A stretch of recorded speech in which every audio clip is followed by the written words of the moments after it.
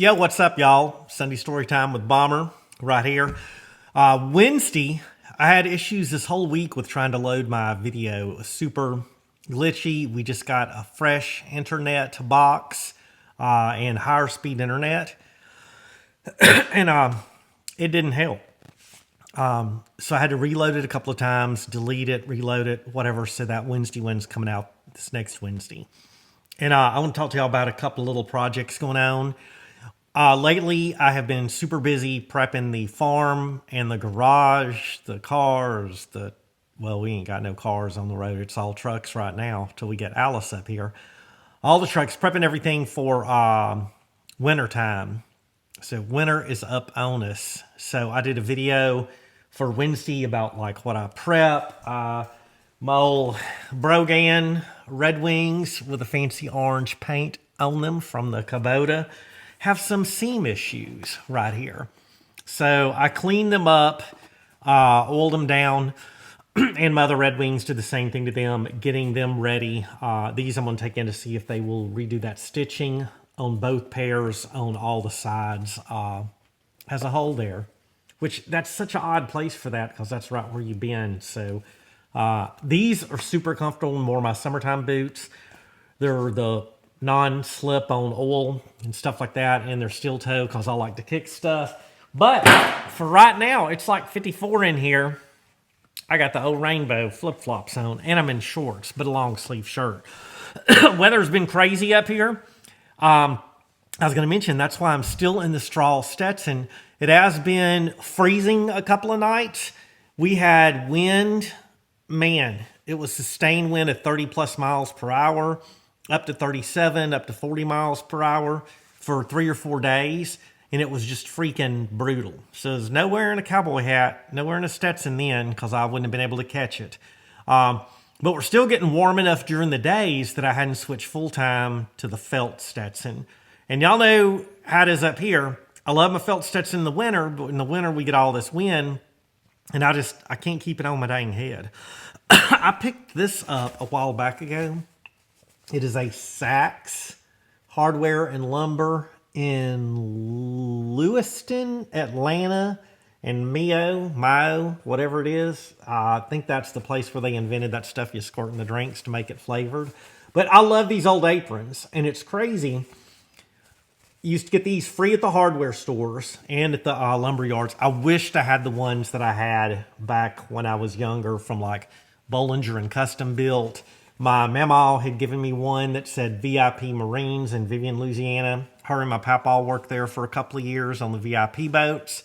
But I finally got one of these that was a lot wider, and then it had a leather little loop riveted to it for your hammer, and I thought I was styling because a lot of them had material kind of like this. But I love this old stuff. I got it for free in one of the toolboxes that I bought, and then I had forgot about it, and I'm like, I'm going to hang that thing on the wall because it is just, these are cool looking. I love this old advertising, and now, I mean, everything's brand name stuff, huge corporations, and you just don't get that small advertising like you used to. I think that's super freaking cool. So real quick, what did I do with it? Oh, also, I had got this down in Louisiana. I found this out when I was hunting years ago, this old pick.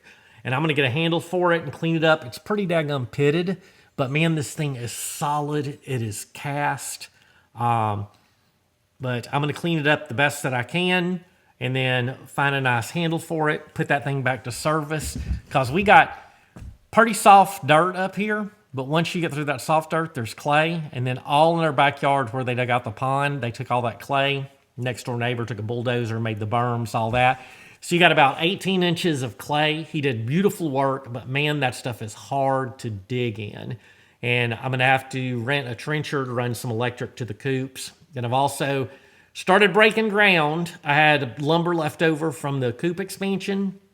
And instead of taking it back, we decided to go ahead and break ground on our goat corral back on the back 40. So I've been clearing that up. That's going to be in the video soon. Cleared the area back there, set a couple of posts, got it laid out. Now I'm going to use every bit of that lumber that I can and put it together because, man, the problem with treated lumber now is it's sold so young and so wet that it warps horribly. But I had forgot that I had this. Excuse me, that pick reminded me of it. This fireman's axe. And as you can see, it was sitting in the corner of the garage. But man, this thing is cool. I can barely see writing on it, but I haven't cleaned it up. It's got, I mean, some surface rust and probably is going to have some pitting on it. The handle is awful dry, but is in fair shape. But I wanted to clean this thing up, paint maybe the end of the handle red, use boiled linseed oil on this handle. It's still smooth. It does have some cracking, and then at the end, it's got a little chunk missing there. But then sharpen this thing up, paint this up, and again, make it, I think it's a cool wall hanger. And also, this thing is a good freaking weapon. And the stuff like this, even though it'll be a wall hanger, I like to use that stuff. I like it. And I have enjoyed fixing up. Y'all have seen some of the stuff like this pitchfork, which I still hadn't brought through. We have a short pitchfork, but I like cleaning up and doing maintenance and service on these hand tools just because of the cost of them and what they what new ones cost. Man, it's done got ridiculous, and that stuff's only going up. I went to go get 7-foot T-posts, and they were just under $7 each, which is insane to me. And I've been picking some up on Marketplace and yard sales and stuff like that. Just the pin is going to be 200 linear feet around the goat's enclosure. And then I'm going to expand 4 other pins with gates where we can kind of rotate them old goats around. And they'll probably all be about the same size. So we're looking for the 200, and this isn't counting the corners of wood. Just the T-posts and the fencing, 7-foot, the no climb, or 6-foot, the no climb, was around $800. And that's a freaking lot. So 4 times 8, what is that? 32. Don't do math on in public. $3,200 for fencing, and we eventually want to fence in the whole property except for that back area we're letting grow for wildlife. So there's that. Then I wanted to show y'all one more thing. I thought I grabbed it, but I didn't. Hang on, y'all. Okay, I've had like some East Wing hatchets and just some cheap wooden handle ones and stuff. When I worked the oil field, I had got a bonus back in Louisiana, and I was like, man, I'm going to buy me a nice hand axe or hatchet. And I started Googling, and man, come across this Helko. German made, has a beautiful shape to it, beautiful handle, nice leather sheath on it. And these are hand forged. They're stamped and proofed. I'll show you that. And this fits on there super snug. And you can see it's Helko North America on there. And that's North American distribution. They still make these in Germany. And man, this is just, it's beautiful. It's hand forged. Here, I'm gonna use this axe to turn on the lights. Look how bright we are now. But that thing is just, man, it's a beautiful piece. And then it is proofed there with a Helko crown. And man, you can see the forging marks on it. It is just an awesome one. But what I'm gonna do, and it is branded, it's USA hickory, but made and forged in Germany. But man, this thing feels solid. It works great. I had put a couple little dings right in there. So what I want to do is I have got somewhere around here. Is it up here? I have got axe oil that is specific to axes to oil this thing down. So I'm going to lightly clean this up with some steel wool next Sunday. Just put a light little sanding with steel wool on this. Put boiled linseed oil, clean it up. And then I'm going to use my Red Wing, what do you call it? I want to say muskrat. Mink oil. I will be using muskrat oil instead of mink oil on this. But I thought that would darken it up. It's been used a lot and kind of got some little patina marks and stuff like that. But man, this is a killer one. So I don't want to get like where I'm doing tool restoration. To me, it's for, I like putting the time into it, and time versus buying a new one, it's probably, whatever, but I really enjoy doing it. The cost of this new stuff is astronomical, and the new stuff is absolute garbage. So much of it is made in China. And I'll put the link, I can't remember it well, I'll put the name somewhere. There is a fireman's, it's like for wildfire firemen. This hoe that has teeth on one side and then the hoe on the other. They are out of the hickory. Right now they have fiberglass and ash. Ash isn't as strong as hickory is. Hickory is much stronger. This is a good old hickory handle. That's why they use that. They're real dense wood. But the ash is more flexible, and the ash is lighter. So I'd like to get a hickory one, but when it comes time to buy it, they're around $89, $90 or something like that. I'm going to go ahead and just get whatever's available. I'll get hickory if it's available. If not, I'll get the ash, and then we will take off that polyurethane crap that they have on it, knock that off, and boil linseed oil. And then also I'm going to see how sharp that the hoe blade is and stuff like that, and I'm going to sharpen that up. But that I will use around the farm a lot and around the garage. My plan is to, over behind y'all, put gravel in there for where I store my tires and extra stuff. And then on the other side of the garage behind me, I will be putting a cover, a lean-to, whatever over there, where I can park like the gooseneck under it, kind of keep it out of the weather, because, man, that was a lot of money for it. I've kind of screwed around. It's starting to get kind of cool during the days. I want to treat the boards with mixture of diesel and used motor oil, powder wash it, do a walk around, stuff like that. But, man, this summer has been super freaking busy. And also, I don't know if you can see it. No, you can't. Right behind over there is my old Ford. What is that? The 140? Hang on, be patient. I'm not prepared. A Ford LGT 145. And have a deck that's screwed up for it. I have a snow blade for it that is over there too. Pick that thing up. It does turn over. Supposedly needs the carburetor rebuilt. That's going to be a winter project. I want to get that thing running. And what I'd like to do is have it for my trailer with a little water tool or water sprayer on it, weed killer sprayer. And then also I want to get a small trailer for it, to where instead of driving the truck back there or driving the tractor, I will have that to throw tools on and move smaller stuff back where the trails I've carved in the back. And then also move some of the smaller stuff around here. So this winter I want to work on it. I need to order a new belt for the snowblower. I'm learning a lot about snowblowers, though. Toro.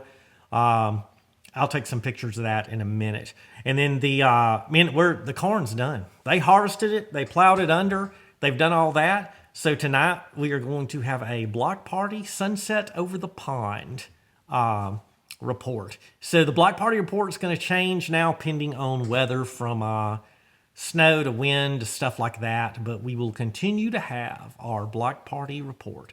Hey, just want to update y'all on that. Sorry this here is short and sweet. It has been so doggone busy. I've got a couple other videos that I've just got to get the materials to finish what we're doing. I am looking for a rear axle right now for the 63 D200, where I can slide those big 16-inch wide street slicks under there. So I got to get under there, measure the axle width, and I am definitely I'm going to a 5-lug. Man, I'd love to keep that thing 8-lug, but with a 5-lug, the wheels are so much cheaper for 16-inch. So we're going to do that. So maybe next Sunday it'll be cold enough to switch back over to the felt Stetson for a while. And then, that doesn't last long. I'm going to have to start wearing a beanie to keep my doggone ears warm. So there's that. All right. Appreciate y'all watching. Y'all have a good evening. I'll pop a couple of videos of the tractor and the old snowblower on there. We'll see y'all Wednesday, and then see y'all next Sunday. While I'm chatting with y'all, we're gonna pimp this out, and then I will do a video eventually on flossing this up with all the stuff. These are, man, fireman's axes are cool. They need to use more of these in them zombie movies. I just think that fireman's axes are pretty freaking sweet.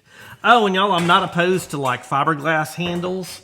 My old sharpshooter trencher is fiberglass.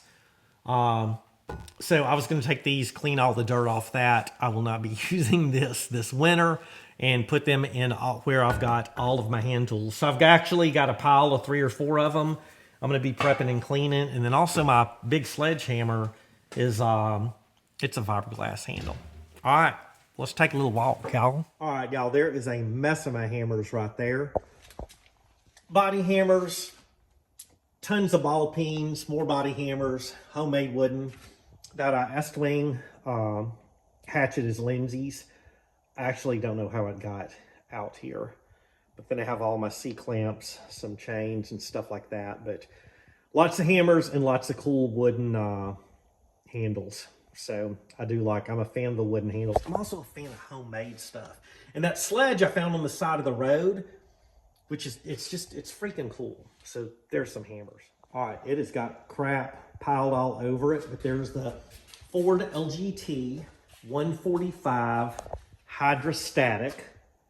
And I got a bunch of stuff from Marketplace that is on sale. And then there's that Ford Snowblade that goes to it, but it's missing some stuff for the snowplow. But this is going to be fun. This is a rare one, has the fiberglass front clip. And man, they've done some mods to it. They've spray painted some stuff here and there, but minimal rust. And then it also has the white steering wheel that was just 1 year. It's either a 71 or 73, I can't remember. So it is missing the button. I think I'm gonna make something to put there. And this is hydrostatic, like the Kubota. It's got amps, and then it has a Hobbs Smith Warner hour meter. And what do we got on there? 361 hours. So this is done, it's done some stuff. But I might put tractor style tires, and then they put a receiver hitch on the back of it. But I think this will be a great help to our yard. And then here is the old Toro snowblower that threw a belt. I'm gonna be doing a video on changing the belt on this. And then I'm also, if you look down there, it is missing one of the bolts on each side of the engine. It's a little bit wonky. But this thing cranks. I had to put a new cord on it. But it also cranks. You can plug this in to 110, plug it into your extension cord, push a button, and this thing freaking starts up. Cage start has, what, 4 gears, and then also 2 speeds in reverse. And man, this is pretty cool. Let me see if I can crank this. You can direct with this handle where the snow goes. And I know you people up north are like going, okay, it's a snowblower or whatever. But where I'm from, ain't nobody got no snowblowers. But there's the blades, and this thing is fantastic. Tires are almost new, super low hours. Picked it up super dirt cheap. So there that is. Oh, one more thing. About to get back on this baby. We're gonna have a little shop party one evening with Bug, Zach, and then Chris Davis. I rebuilt that carb, and man, I need to get this thing running, get some tires for it. So winter projects, yeah, here we go. And then that's what I got to tuck under there. These need 16-inch wheels, as you can see how stupid that looks on a 7-inch. It's just dumb, but we got to pop them in there. And then that's the little trailer, but I'm going to hook it up with an electric pump. So there's that. All right, block party.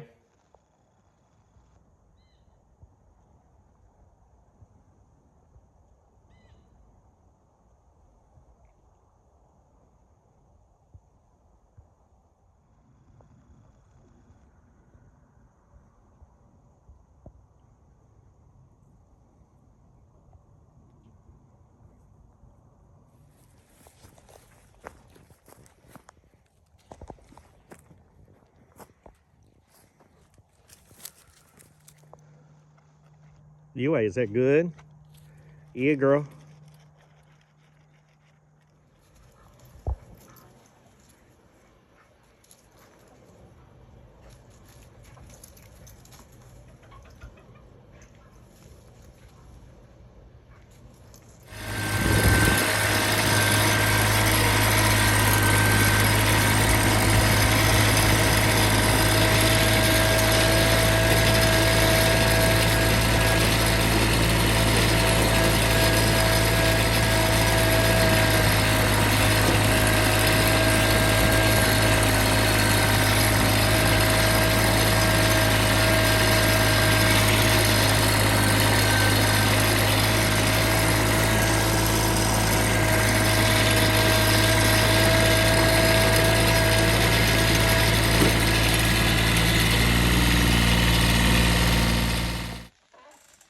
Good night, y'all. Have a great week. Appreciate y'all. God bless y'all.